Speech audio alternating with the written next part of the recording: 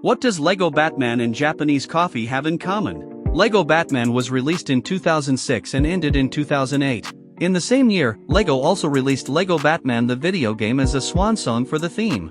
The only problem is the game sold well, very well. A lot of kids were introduced to the world of Batman through this game.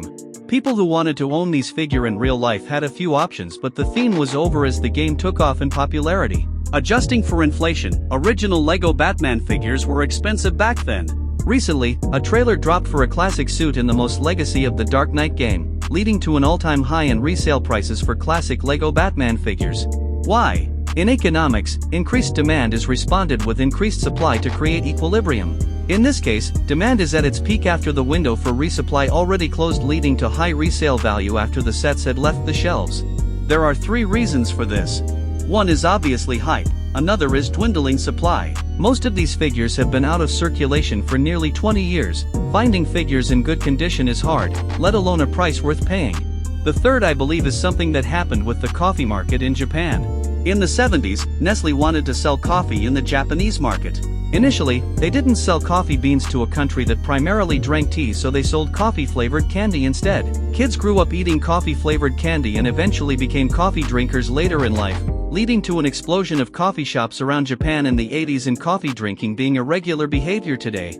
Applying this to LEGO Batman, kids who grew up with LEGO Batman the video game are now adults with more money to spend on things they liked as a kid. With the smaller supply, increased hype, and maxed out nostalgia, these figures are soaring in price. Following this line of thinking, I believe LEGO is fumbling the LEGO Batman theme. Kids who grew up with the LEGO Batman era got a wide variety of sets and villains to play with and a classic game to enjoy and remember fondly. Kids in the early to mid-2010s grew up with the LEGO DC Superheroes theme, a wide variety of heroes and villains, and a few very good LEGO Batman video games. Kids in the 2020s are growing up with Batmobile vs Joker sets, all the best villain figures being in very expensive sets, and possibly one great game, but we don't know yet.